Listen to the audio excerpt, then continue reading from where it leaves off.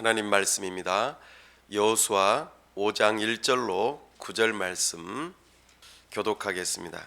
요단 서쪽의 아모리 사람의 모든 왕들과 해변의 가나안 사람의 모든 왕들이 여호와께서 요단물을 이스라엘 자손들 앞에서 말리시고 우리를 건너게 하셨음을 듣고 마음이 녹았고 이스라엘 자손들 때문에 정신을 잃었더라. 그때 여호와께서 여호수아에게 이르시되 너는 숫돌로 칼을 만들어 이스라엘 자손들에게 다시 할례를 행하라 하시매 여호수아가 부싯돌로 칼을 만들어 할례산에서 이스라엘 자손들에게 할례를 행하니라.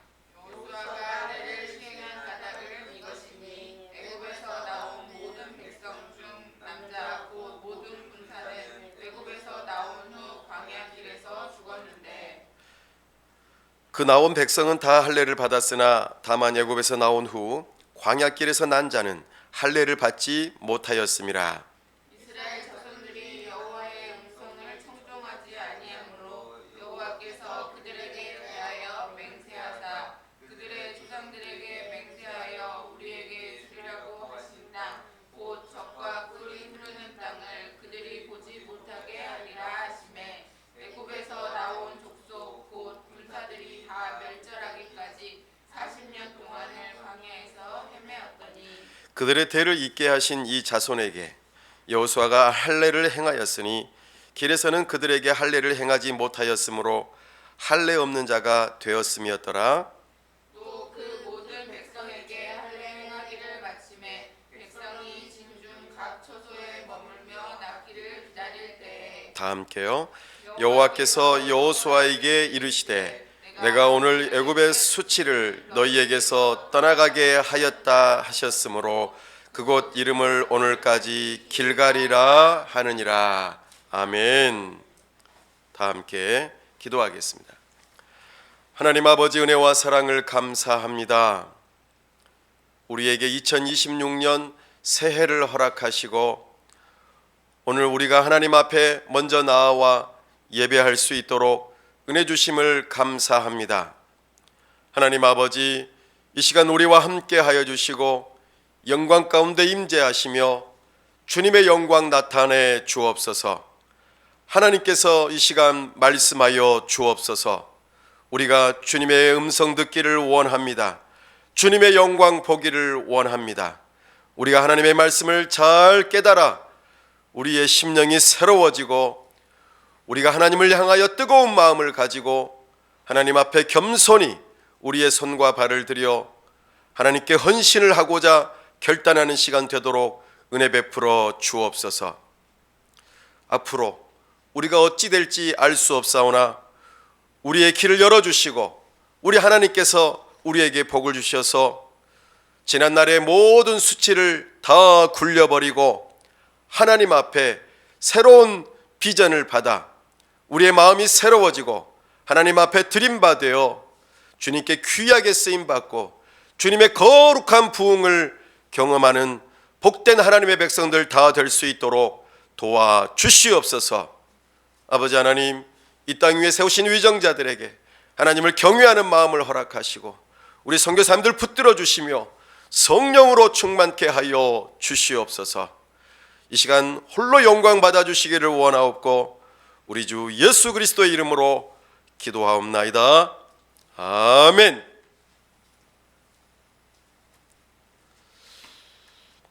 오늘 신년 예배로 함께 드릴 때에 새로운 삶을 사는 비결은 무엇입니까? 라는 제목으로 주의 말씀을 선포합니다. 누구나 새해가 되면 과거 실패했던 삶에서 돌이키고 싶어 합니다. 그러나 새로운 달력이 시작되었다고 저절로 새 삶을 살게 되는 것은 아니죠. 그렇다면 우리는 어떻게 하면은 새로운 삶을 살 수 있을까요? 오늘 그 비결을 말씀을 통하여 깊이 살펴보고 그 은혜가 저와 우리에게 있기를 원합니다.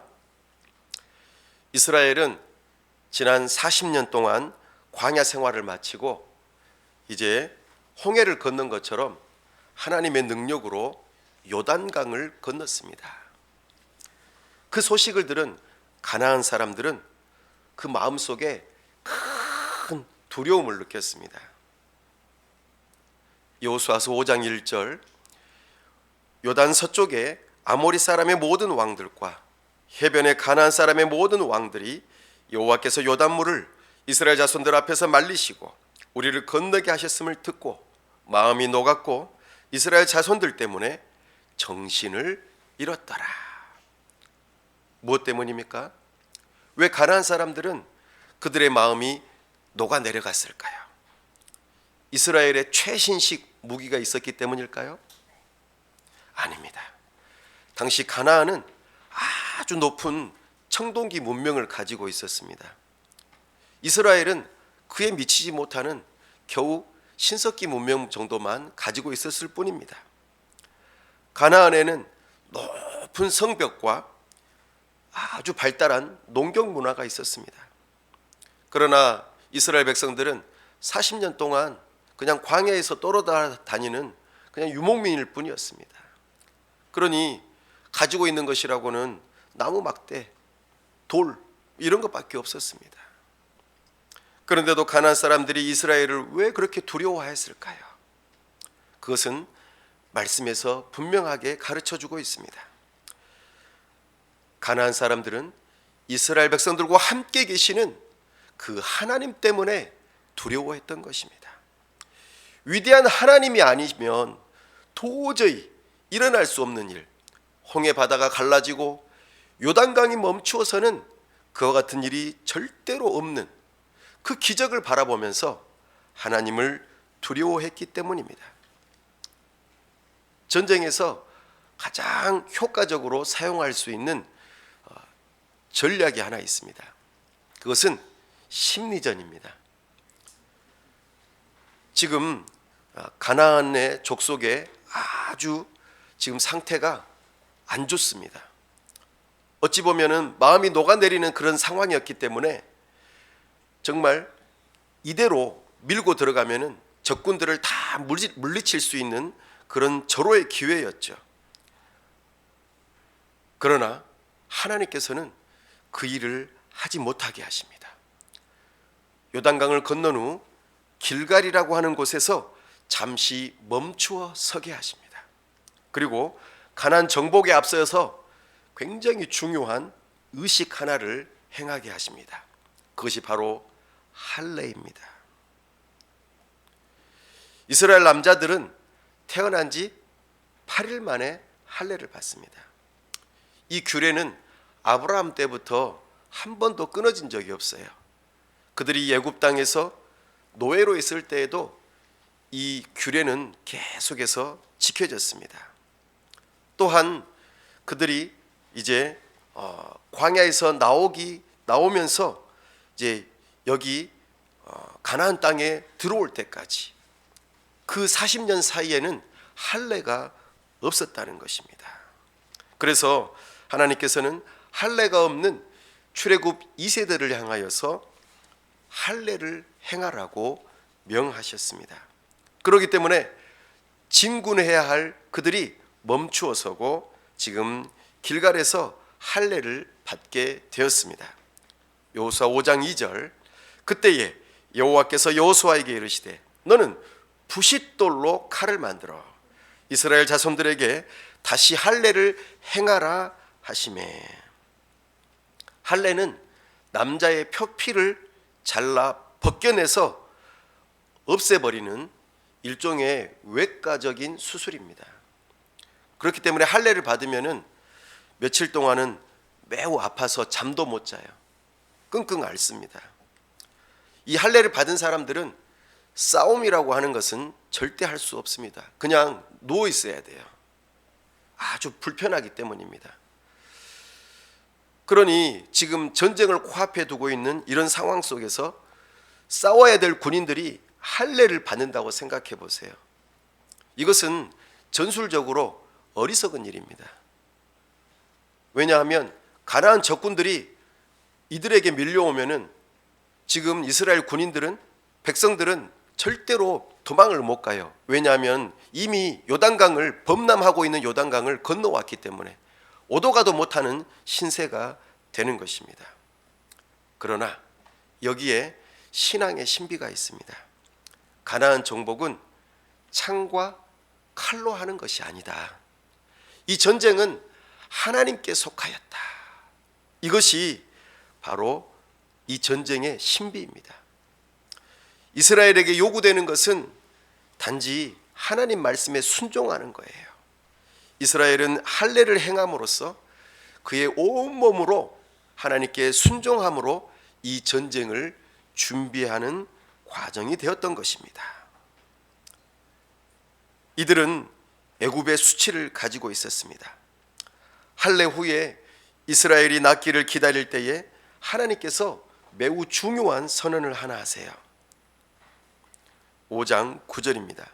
여호와께서 여호수아에게 이르시되 내가 오늘 애굽의 수치를 너희에게서 떠나게 하셨다 하셨으므로 그곳 이름을 오늘까지 길갈이라 하느니라.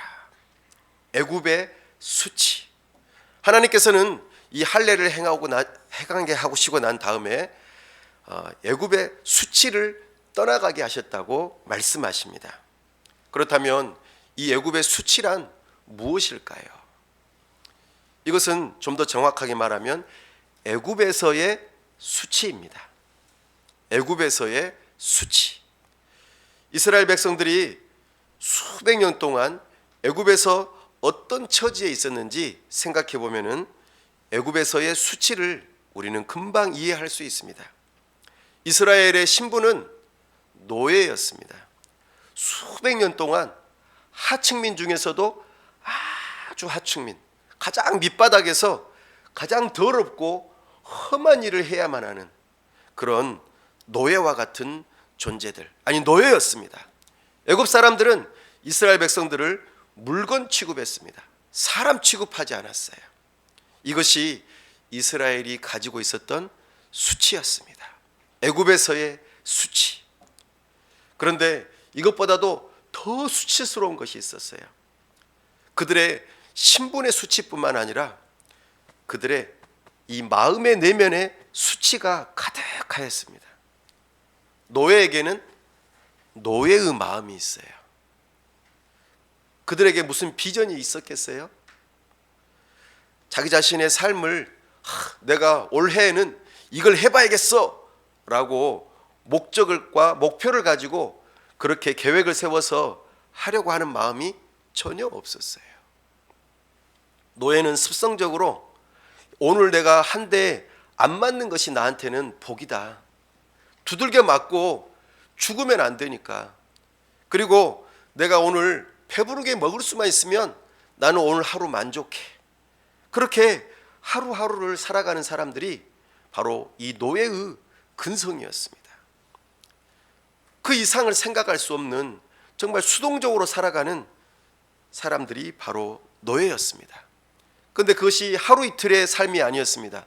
수백 년 동안 우리 할아버지, 또 우리 할아버지, 우리 아버지, 나, 우리 자녀들 모두가 다 그렇게 노예로 살았기 때문에 꿈이나 희망이라고 하는 것은 이미 거의 사라져버린 상태입니다.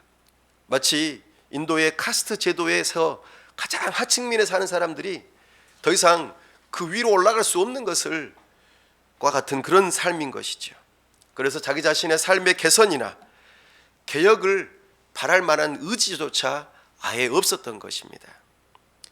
깊은 패배의식, 절망에 사로잡혀서 그냥 아무 꿈도 없이 하루하루 살아가는 것이죠. 이것이 절대로 바꿀 수 없는 내면 깊은 곳에 있는 노예의 근성이었습니다. 바로 이것이 그 이스라엘이 가지고 있던 애굽에서의 수치입니다. 이스라엘은 출애굽과 동시에 이 노예 신분에서 벗어났어요. 더 이상 노예가 아닙니다. 그렇지만 그들의 사고방식은 하루아침에 달라지지 않았어요. 노예로 살던 그 생활, 습관, 기질, 이 모든 것들을 그대로 가지고 광야로 나갔습니다. 하나님의 백성으로서 고귀하게 부름받았지만 그들의 삶은 그냥 육적인 것에 사로잡혀서 그냥 하루하루 살았던 것입니다. 노예 성향은 그냥 먹고 사는 것에 집중했습니다. 내가 풍족하게만 먹을 수만 있다면 나는 어디든지 괜찮다. 그래서 이스라엘 백성들은 광야에서 배고프고 힘들면 어디로 돌아가고 싶어 했습니까? 계속 애굽으로 돌아가고 싶어 했습니다. 그들은 배부르기만 하면 되기 때문입니다. 그 따뜻한 부뚜막에서 내가 부추와 후추와 그 맛있는 고기, 그것을 먹을 수 있었는데 여기서는 맨날 만나만 먹는구나. 이러다가 굶어 죽겠다. 그들은 하나님께서 약속하신 그 가나안 땅에서 주인으로서의 삶이 아니라 그냥 옛날 애굽에서의 그 노예로서의 삶을 추구하는 그 생각뿐이었습니다. 그래서 하나님께서는 이 광야에서 많은 고난을 겪게 하십니다. 그래서 마치 운명처럼 온몸에 얼굴 있고 그들의 전혀 바뀌지 않는 사고방식을 하나님께서는 하나씩 하나씩 벗겨내셨어요. 그래서 이스라엘로 하여금 하나님의 백성으로서 어떻게 살아야 되는지, 하나님을 어떻게 섬겨야 하는지 그들의 많은 실패 속에서 배우게 하셨어요. 그럼에도 불구하고 그들은 계속해서 불신앙과 불순종으로 그렇게 그들의 삶을 살아갔던 것입니다.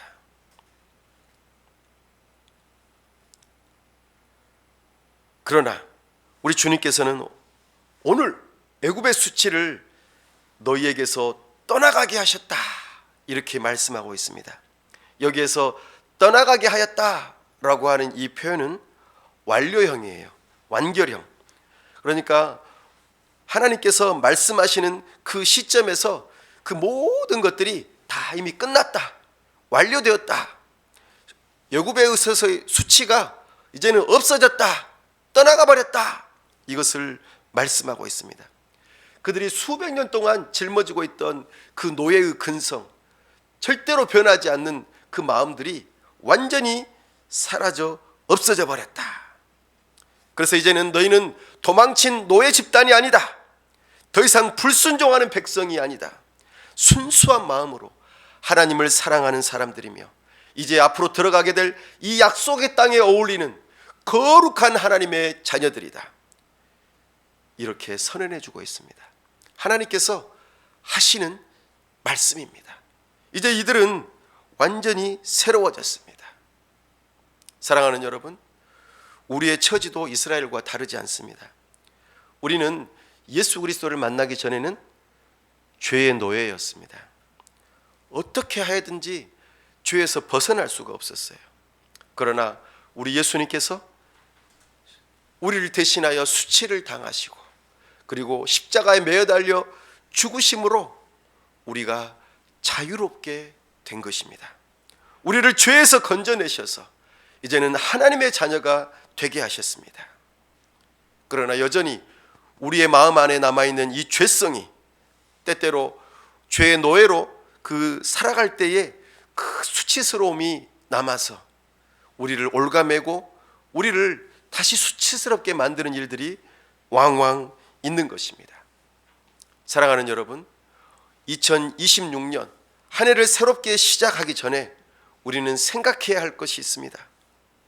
그것은 바로 자기 자신의 수치가 무엇인지를 깨닫는 것입니다. 그래야 내가 무엇을 버려야지만이 새로운 삶을 살 것인가, 이것을 알아야만 버릴 수 있는 것이고 새로운 삶을 살 수 있는 것입니다. 우리는 신앙의 회복을 원하지만은 그것을 위해서 몇 번 도전해 보았지만 실패하면은 그냥 단념해버리고 맙니다. 환경에 순응하는 것을 운명처럼 여기면서 가끔 몸부림쳐 보지만 금방 원위치하고 정말 아무 소용없어, 그냥 되는 대로 살자, 이렇게 되어버리고 맙니다. 그래서 하나님 나라의 가치를 포기하고 세상 나라의 가치를 따를 때도 있습니다. 그러나 우리는 여기서 멈춰서는 안 됩니다. 우리를 수치스럽게 만드는 그 모든 것들은 사실 우리의 마음 안에 있는 것입니다. 성경에서 보면 그렇게 예수님을 만나고 그들의 수치스러움이 벗겨지고 변화되어서 새 사람이 되었던 모습들이 많이 있습니다. 회심하기 전에 바울은 비방자요, 박해자요, 폭행자였습니다. 그는 예수 그리스도를 믿는 사람들을 잡아가지고 죽이기도 하고 옥에 넘겨서 정말 사람들을 괴롭히는 사람이었습니다. 그러나 그가 예수님을 만나고 회심한 후에는 그리스도를 위해서 자기 자신의 모든 것을 내어놓고 그리스도의 충성스러운 일꾼으로 변화되었습니다. 우리가 잘 알고 있는 사도 요한, 그의 별명은 무엇이었습니까? 우레의 아들. 이것은 그의 성격이 얼마나 불같이 과격한지를 잘 나타내 보여주는 별명이었습니다. 그러나 그가 부활하신 예수 그리스도를 만난 후에는 너무나도 많이 변했습니다. 그의 서신들을 읽어보면 성도와 교회를 향한 아주 근심 어린 사랑이 가득 담겨 있는 것을 우리가 보게 되어집니다. 또 우리는 오네시모라고 하는 한 노예를 알고 있습니다. 그는 주인에게 큰 손해를 입히고 도망친 노예였습니다. 그러나 그가 로마까지 도망갔다가 로마 감옥에서 사도 바울을 만나고 예수 그리스도를 알게 되어 변하고 그리스도를 주님으로 믿는 믿음으로 완전히 변해서 사도 바울의 신복이 되고 하나님 나라에 유익한 종이 되었다고 소개하고 있습니다. 사랑하는 여러분, 수많은 사람들이 예수 그리스도를 만나고 새로운 삶을 살게 되었습니다. 거기에는 복음의 능력이 있는 것입니다. 복음의 능력이 그의 마음을 바꾸고 그의 삶을 변화되게 했던 것입니다. 하나님께서는 오늘 우리에게도 말씀하십니다. 너희의 수치스러움이 무엇이냐? 그것을 내가 굴려버리고 떠나가게 하겠다. 오늘 이 복된 소식을 여러분들이 들으시고 나의 것이 될 수 있기를 간절히 바랍니다. 하나님께서는 그렇게 순종함으로 할례를 행한 이스라엘의 수치를 내가 떠나가게 하였다고 말씀하셨습니다. 이 선언이 얼마나 큰 사건인지 그곳의 지명까지 변화되었습니다. 그곳 이름을 무엇이라고 하였다고요? 길갈이라 하느니라. 여기서 길갈이라고 하는 단어에 주목해 볼 필요가 있습니다. 길갈은 수레바퀴라는 뜻이 있습니다. 발로 밟아서 돌리는 수레바퀴, 돌리는 바퀴 말이죠. 이 단어는 히브리어의 원어 가운데 갈갈이라고 하는 단어가 있습니다. 갈갈. 갈갈이라고 하는 단어가 이 수레바퀴인데 갈갈에서 길갈로 변화되었다는 것이죠. 다시 말씀드려서 하나님께서 애굽의 수치를 수레바퀴처럼 굴려서 멀리 떠나가게 했다라는 의미가 담겨 있습니다. 이스라엘 백성에게 애굽의 수치는 더러운 모욕거리였고 누구나 피하고자 하는 바였습니다. 하나님께서는 이스라엘을 따라다녔던 수치, 곧 나쁜 평판, 노예의 이력들, 너가 그러면 그렇지, 너가 뭐가 되겠다고, 너는 아무리 노력해도 쓸모없어, 너는 형편없는 놈이야, 너는 아무짝에 쓸모없어, 너는 노예야, 이렇게 말하는 그런 평판들 말입니다. 그 모든 불명예를 우리 주님께서 수레바퀴를 굴리듯이 다 떠나가게 했다고 말씀하고 있습니다. 압박과 서름 속에서 고통을 겪으며 살아왔던 그 모든 날들을, 모든 고통스러운 기억들을 사라지게 만드시겠다고 오늘 말씀하고 있는 것입니다. 사랑하는 여러분, 나의 부끄럽고 수치스러운 그 죄의 노예의 삶을 우리 주님께서 이제 떠나가게 하시고 회복시키시겠다고 말씀하고 있습니다. 사랑하는 여러분, 우리가 이 세상에서 겪었던 지난 2025년에 겪었던 그 많은 수치, 이것은 우리의 운명이 아닙니다. 우리 하나님께서는 이스라엘 백성들에게 가나안을 약속하셨던 것처럼 그리스도 예수 안에 있는 사람들에게 새로운 삶을 약속하셨습니다. 그러므로 우리는 죄와 사망의 얽매여 있는 날에서 벗어나서 새로운 삶을 살 수 있도록 우리를 이끌어 주십니다. 고린도후서 5장 17절 말씀입니다. 그런즉 누구든지 그리스도 안에 있으면 새로운 피조물이라. 이전 것은 지나갔으니 보라 새 것이 되었도다. 아멘. 작년에도 했었지만 나아진 것이 없었는데 새해가 된다고 해서 무엇이 나아지겠어? 이렇게 생각할지도 모르겠어요. 그러나 그 모든 절망적인 생각들을 굴려버리십시오. 운명과도 같았던 모든 수치가 이제는 굴려버릴 수 있다고 믿으시기 바랍니다. 그리고 이렇게 용기 있게 선언하십시오. 한번 따라해 보겠습니다. 이렇게 사는 것은 하나님의 백성다운 삶이 아니다. 그리스도 안에서 풍성한 삶이 나에게 약속되었다. 나는 하나님의 능력으로 더 나은 삶을 살 수 있다. 이런 결단 속에서 우리는 새해를 시작해야 합니다. 그럴 때에 우리의 믿음은 더욱더 간절해지고 하나님을 바라보며 살아갈 소망도 더욱더 열렬해질 것입니다. 수백 년 동안 이스라엘을 붙들고 있던 수치가 떠나가는 일이 언제 있었습니까? 바로 이스라엘 백성들이 할례를 받을 때였습니다. 할례를 받을 때. 그렇다면 하나님께서는 왜 할례 후에 이 이스라엘의 수치를 굴려버리셨을까요? 이 질문에 대답하기 위해서는 할례의 의미를 우리는 잘 살펴보아 알아야 합니다. 할례에는 크게 두 가지 의미가 있습니다. 구별과 헌신입니다. 할례가 처음 성경에 등장한 것은 창세기 17장이에요. 아브라함은 후손을 주시겠다고 하신 그 하나님의 약속을 믿지 못하고 부인 사라의 강요에 못 이겨서 애굽의 여종 하갈을 통해서 이스마엘을 낳았습니다. 그때 아브라함의 나이가 86세였어요. 그 후에 13년 동안 하나님께서는 한 번도 아브라함을 찾아오지 않으셨어요. 그러니까 아브라함이 99세가 되기까지 한 번도 안 찾아오셨습니다. 이것은 아브라함의 불순종으로 인해서 아브라함이 깊은 영적인 침체 가운데 있었던 시기로 여겨집니다. 그러나 하나님께서는 하나님의 때에 아브라함이 99세가 되었을 때에 다시 오셨습니다. 창세기 17장 1절입니다. 아브라함이 99세 때에 여호와께서 아브라함에게 나타나서 그에게 이르시되 나는 전능한 하나님이라 너는 내 앞에서 행하여 완전하라. 아멘.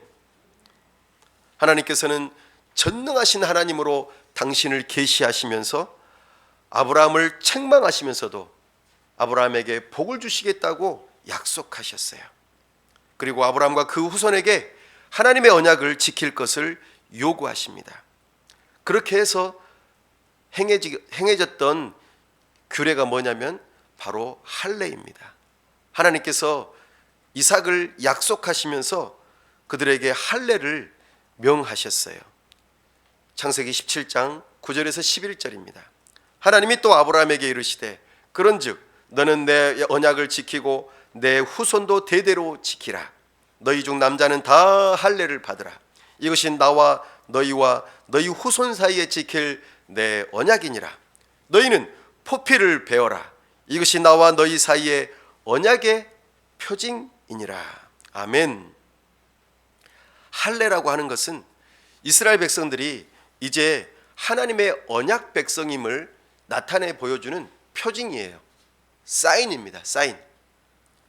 이 할례의 표를 보면서 이스라엘 백성들은 우리는 하나님께 구별되어진 백성이야. 이제 하나님만을 사랑하고 하나님의 계명을 지키는 사람들이야 라고 굳세게 결심하게 하는 표징이라는 것이죠. 그래서 우리는 이 할례의 두 가지 의미를 깊이 생각해 보아야 합니다. 할례의 첫 번째 의미가 무엇이라고 했습니까? 구별입니다. 구별. 이것은 거룩이라고 하는 단어와 똑같은 단어입니다. 하나님께서는 할례를 통해서 지워지지 않는 표를 주었어요. 그리고 그것을 그들의 마음에 계속해서 새기게 하셨습니다. 이스라엘 백성들은 세상 사람들과는 구별된 사람이라는 것을 이 할례를 통해서 보여주고 있는 것입니다. 그래서 이스라엘 백성들은 매일 이 할례의 표를 바라보면서 소변을 보면서 항상 생각하는 거예요. 나는 구별된 하나님의 백성이구나. 이렇게 말이죠. 하나님의 백성의 수치는 물질적으로 가난한 것이 아니에요. 사랑하는 여러분, 여러분들 혹시 가난하기 때문에 나는 수치스럽다고 생각해 본 적 있습니까? 나는 사회적인 지위가 낮아서 수치스럽다고 생각해 본 적 있으십니까? 나는 지식이 모자라서 공부를 못해서 나는 수치스럽다고 생각해 본 적 있으십니까? 그러나 진정으로 하나님의 백성의 수치는 그런 것들이 아닙니다. 세상 사람들과 구별되지 않는 것이 하나님의 백성에게 있어서는 수치입니다. 이 세상 사람들과 똑같이 살아가는 것, 그들이 의식주 문제에 얽매여 있고 더 높은 지위, 더 많이 갖는 것, 다른 사람들보다 더 뛰어난 것, 이것에 똑같이 추구하는 삶, 그런 사고방식을 가지고 살아가는 것이 바로 하나님의 자녀로서의 수치입니다. 우리는 세상과 구별된 사람이에요. 세상 사람들과는 다른 가치로 살아야 합니다. 그러려면 우리는 하나님의 말씀을 기준으로 삼아야 합니다.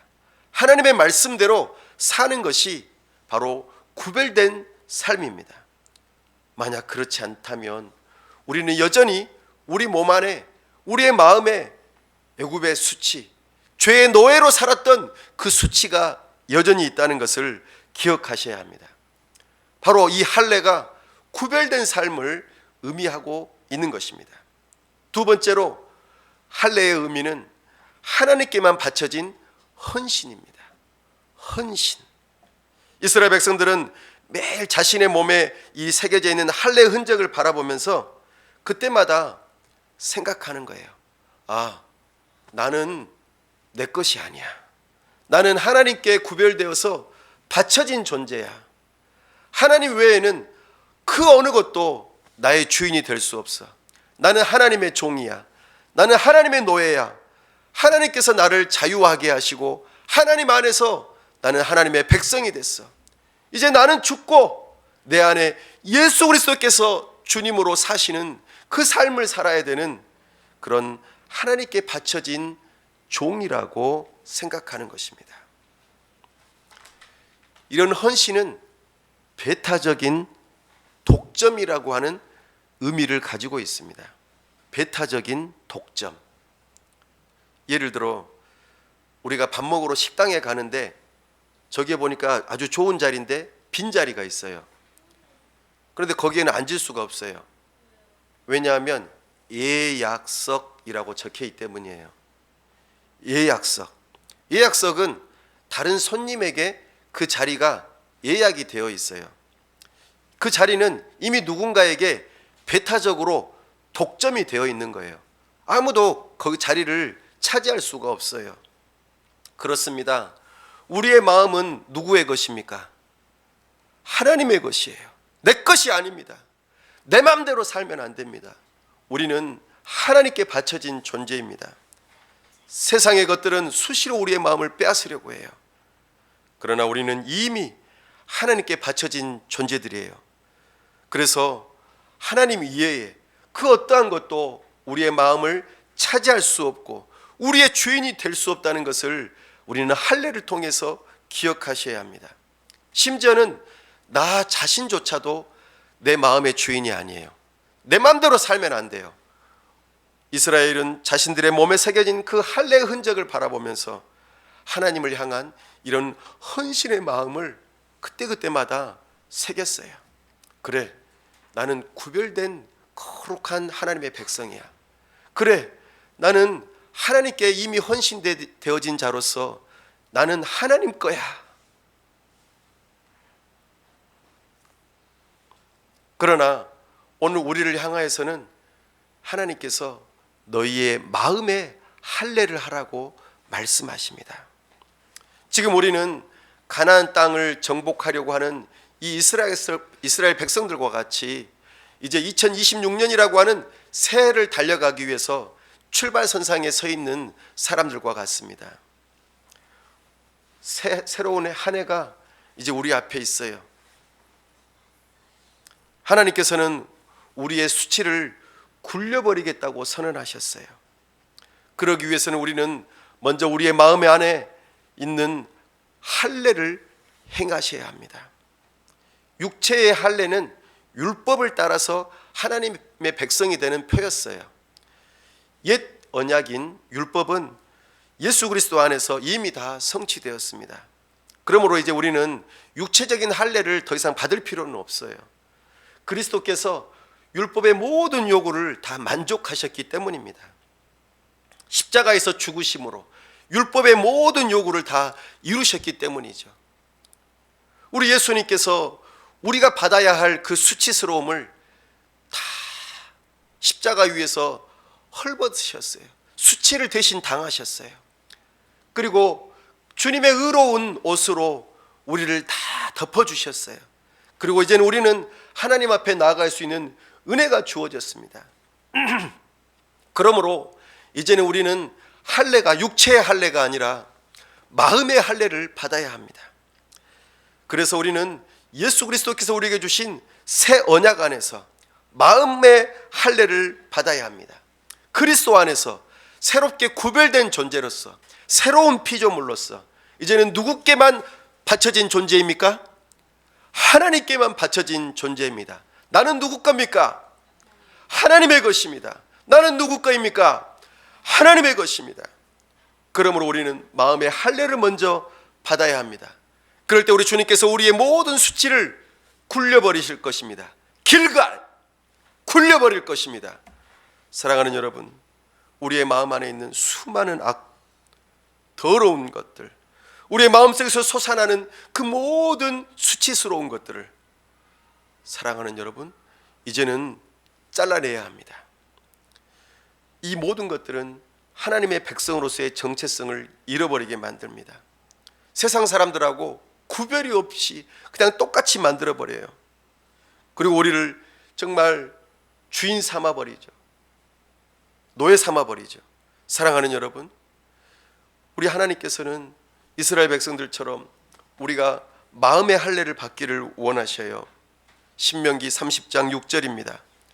내 하나님 여호와께서 내 마음과 내 자손의 마음에 할례를 베푸사 너로 마음을 다하며 뜻을 다하여 내 하나님 여호와를 사랑하게 하사 너로 생명을 얻게 하실 것이며 아멘. 겉모습만 교회 나온다고 해서 그리스도인이 아닙니다. 우리의 속사람이 변화돼야 돼요. 우리의 영혼이 변화돼야 됩니다. 그래서 히브리인 중에 히브리로 태어났던 사도 바울이 정말 회심하면서 깨달은 것이 이것입니다. 로마서 2장 28절에서 29절입니다. 무릇 표면적 유대인이 유대인이 아니요 표면적 육신의 할례가 아니니라. 오직 이면적 유대인이 유대인이며 할례는 마음에 할지니 영에 있고 율법 조문에 있지 아니한 것이라. 그 칭찬이 사람에게서가 아니요 다만 하나님에게서니라. 아멘. 그렇습니다. 우리는 육체적인 할례가 아니라 마음의 할례를 받아야 합니다. 마음을 덮고 있는 이 죄악의 가죽을 각양각색의 그 탐심과 정말 하나님의 영광을 가리는 그 모든 마음의 가죽을 성령의 칼로 베어내야 합니다. 그래서 예레미야서 4장 4절에서 이렇게 말하고 있습니다. 유다인과 예루살렘 주민들아, 너희는 스스로 할례를 행하여 너희 마음 가죽을 베고 나 여호와께 속하라. 그리하지 아니하면 너희 악행으로 말미암아 나의 분노가 불같이 일어나 사르리니 그것을 끌 자가 없으리라. 아멘. 사랑하는 여러분, 새해에 새로운 삶을 살고 싶으십니까? 그 은혜를 받고 싶으십니까? 그렇다면 먼저 영혼의 마음에 그 할례를 받으시기를 바랍니다. 지난해와 같은 마음, 세상 사람들하고 똑같은 마음, 자기 욕망에 사로잡혀서 부정해지는 그 마음, 이런 것들로는 새로운 삶을 살 수 없어요. 다르게 살고 싶다면 우리의 속사람이 새로워져야 합니다. 정말 2026년 새해가 참으로 새로워지기 위해서는 나의 마음이 새로워져야 합니다. 이스라엘 백성들이 약속의 땅에 들어가기 전에, 전투하기 전에 그들의 삶에 할례를 먼저 받았던 이유가 바로 여기에 있습니다. 그들이 거룩해져야 하기 때문입니다. 마음의 할례를 받기 전에, 사랑하는 여러분, 여러분의 영적인 눈이 떠져서 여러분의 상태가 어떠한지를 살펴보시고 나의 수치스러움을 벗어버리고 굴려버릴 수 있는 그 죄악된 것들을 발견하십시오. 그리고 하나님, 저의 이 수치스러운 것들을 주님 앞에 내어놓습니다. 저를 잘라내 주십시오. 그리고 저를 벗겨주십시오. 굴려버려 주십시오. 사랑하는 여러분, 우리 주님의 말씀은 항상 살아있고 활력이 있어서 좌우의 날선 어떠한 검보다도 예리하십니다. 그래서 우리 하나님의 말씀은 우리의 죄악들을 다 드러내시고 걷어내시며 성령께서 우리의 불결한 부분들을 모두 다 도려내서 우리를 깨끗하게 하십니다. 이 말씀을 깨닫고 하나님 앞에 회개하실 수 있기를 바랍니다.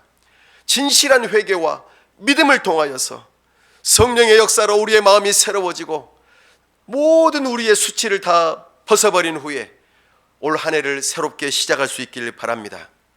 마음의 할례를 받을 때 우리의 새로운 삶을 살 수 있습니다. 하나님께서는 우리의 겉옷을 먼저 바꾸어 주시는 것이 아니라 마음을 바꾸어 주십니다. 모든 삶의 변화는 바로 마음에서부터 시작되기 때문입니다. 사랑하는 여러분, 말씀을 맺습니다. 오늘 우리 주님께서 새로운 삶의 비결을 알려주셨습니다. 바로 그것은 수치를 굴려버리는 것입니다. 우리가 풍성한 삶을 살지 못하는 것은 우리의 환경 때문만이 아닙니다. 우리의 마음이 불결하고 하나님을 향하여 구별되지 않았기 때문입니다.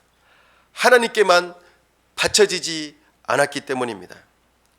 지난해 실패한 삶의 수치가 바로 내 마음 안에 있습니다. 하나님의 자녀이면서도 세상의 자녀처럼 살고 하나님의 사랑에 매여 있으면서도 세상에서 번영하고 싶어하는 욕망, 이것에서 벗어나지 못하고 있는 것이 우리의 수치입니다. 모든 불결함을 품고 그렇게 욕심대로 살아가는 것이 바로 우리의 수치입니다. 오늘 성령 하나님께서 이것을 베어내기를 원하십니다. 우리 주님께서는 우리를 깨끗하게 하시기를 원하십니다. 신앙에는 중간지대가 없어요. 하나님을 택할 것이냐, 세상을 택할 것이냐, 양단간에 결정하시기 바랍니다. 만약 여러분이 세상을 사랑하던 그 옛사람을 버리고 하나님께 속한다면 우리 하나님께서는 하나도 아낌없이 여러분에게 모든 풍성한 삶을 허락하실 것입니다. 왜냐하면 우리 주 예수 그리스도를 십자가에 내어주기까지 사랑하신 그 사랑을 우리에게 이미 보여주셨기 때문입니다. 하나님께서는 우리의 모든 수치를 굴려버리실 것입니다. 그리고 그리스도 안에서 우리에게 풍성한 복을 베풀어 주실 것입니다. 그러므로 새롭게 맞이하는 이 한 해를 새롭게 살고 싶으시다면 영혼의 변화를 받으십시오. 마음의 할례를 받아서 마음을 새롭게 하십시오. 우리 마음이 변화될 때, 우리의 인격이 변화되고, 우리의 인격이 변화될 때에 우리의 삶에 새로운 삶으로 흘러 넘칠 것입니다. 마음의 할례를 받으심으로 새로운 삶을 살아가는 우리 모든 성도들이 다 되실 수 있기를 간절히 바랍니다.